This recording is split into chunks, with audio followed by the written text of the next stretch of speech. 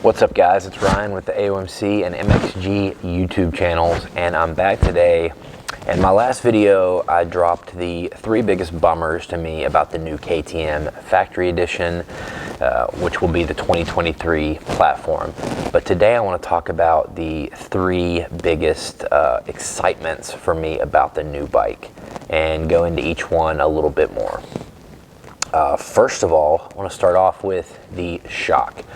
The rear shock is a whole new shock, and it's got a very different shape to it and shape to the res, which I think is really interesting. But the coolest part is that it's has hand adjusters on the top of the shock and the bottom of the shock. So you're no longer going to need a flathead or a buddy standing beside the shock with a flathead to play with your shock settings, and I think that is just awesome. It's going to incentivize people to play with their clickers way more often than anybody ever did. I mean, I do suspension a lot for a living, and I never play with my clickers, guys. I mean, they are a very minute adjustment.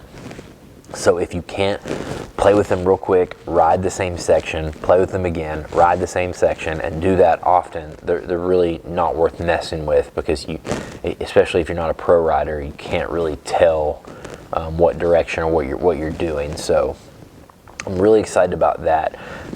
One thing to take note of is the shroud or the number plate come back and cover that adjuster on the KTM. On the Husqvarna, that is not the case. There is a separate black plastic cover that is going to pop on and cover that whole section.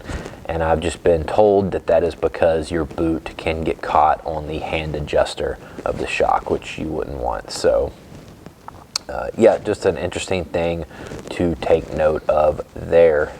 So yeah, we are super excited about that shock. Next on the list is the new subframe. I can't tell you how many guys have really wanted a Husqvarna 450 but haven't got one because of the carbon composite subframe.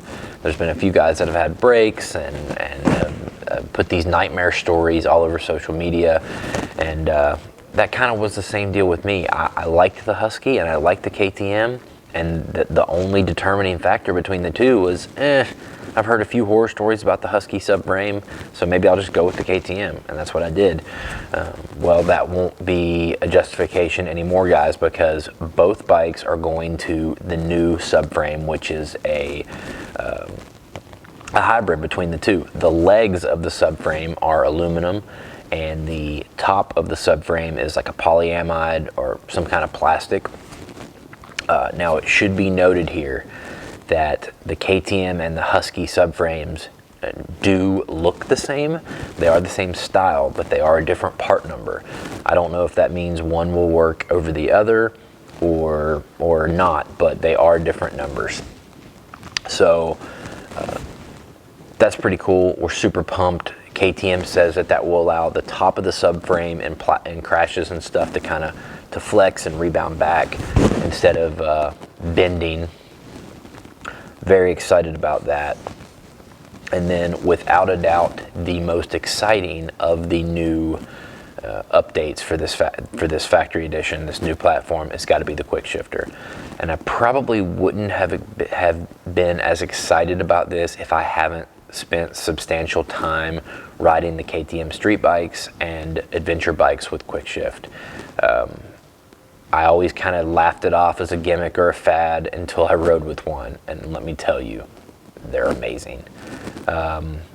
Yes, you can shift without the clutch, but what a lot of people aren't realizing, I've noticed, is that you can also shift without letting off the throttle. So what the quick shifter is going to do is it's a sensor in the shift drum, and when it senses that the shifter is moving and is about to shift into gear, it will hesitate the ignition, which hesitates the motor far quicker than you can, and it's going to let it shift into gear. You can, I don't have experience with the dirt bikes, obviously, but with the street bikes, you can pull out of a driveway, you could hold the bike pretty much wide open, full load, not touch the clutch, and just start shifting up through the gears, and it's just going to hesitate just enough to shift into gear and go, go, go, go. It's amazing, guys. This could be really fun coming out of a tight turn into a big long straightaway. because that's the difference between motocross and road riding. You don't necessarily go from second to fifth gear all the time, but there are some sections, especially on some big outdoor tracks, where you could you come out of a tight corner and go from second to fourth real quick, and you know, it could save you some time. It can, and it's going to be fun too. So I'm excited to try it out on dirt for the first time. A couple other things I want to mention here is that as far as the new bikes sharing the same parts, the chassis are going to be the same on all the KTMs, the 250, 350, 450.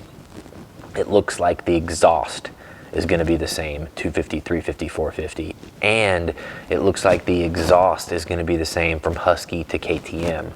So, like I said, the subframe's one part number different. I imagine the frame is the same. So, you know, that means the motor mounts are the same. So, you know, if this is correct, you'll be able to take a KTM one chassis and put a 250, 350, or 450 motor in it without changing any mounts, without changing exhaust.